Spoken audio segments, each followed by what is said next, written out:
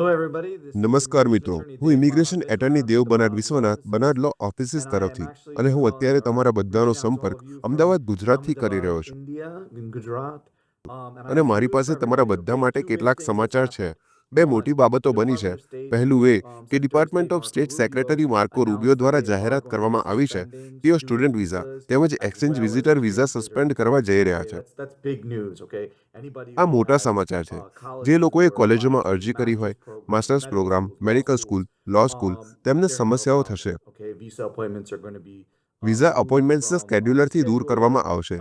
તેથી હું લોકોને કહી રહ્યો છું કે તેના માટે બીજો વિકલ્પ છે જેના વિશે તમારે વિચારવું જોઈએ, પણ તમારે તે નિર્ણય અત્યારે લેવો પડશે.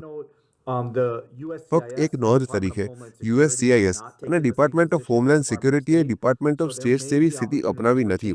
તેથી F1માં સ્ટુડન્ટ વિઝા અથવા સ્ટુડન્ટ સ્ટેટસમાં સ્ટેટસ ચેન્જ કરવાની તકો હોઈ શકે છે.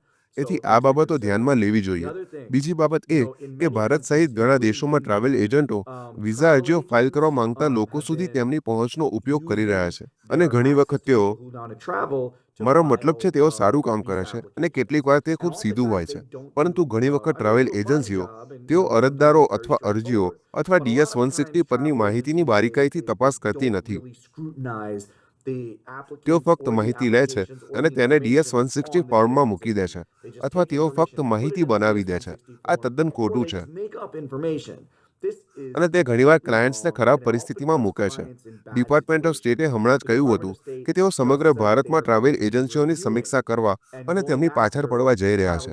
તેથી જો તમારી અરજીઓ ટ્રાવેલ એજન્ટો દ્વારા કરવામાં આવી હોય અને તમને લાગતું હોય કે તેમાં કંઈક ખોટું છે, તો તે ધ્યાનમાં રાખજો.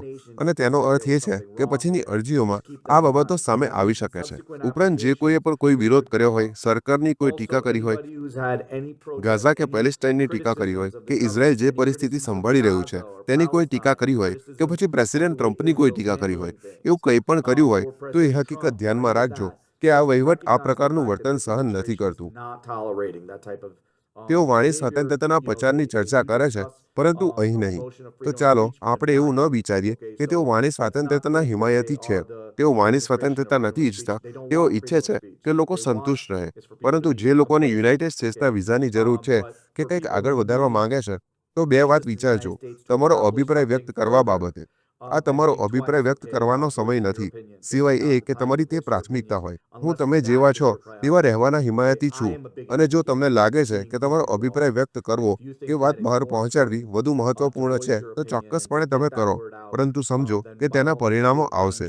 આ બે મોટી માહિતીઓ છે જે બહાર આવી છે. જો તમને કોઈને પણ કોઈ પ્રશ્ન હોય, ટિપ્પણીઓ અથવા ચિંતાઓ હોય, તો કૃપા કરીને અહીં અમારો સંપર્ક કરજો. બનાડ લો ઓફિસીસ હંમેશા તમારા માટે અહીં છે. હું આગામી કેટલાક દિવસો માટે ભારતમાં છું. હું 6 જૂને અમેરિકા પાછો જઈશ. આભાર અને કાળજી રાખજો.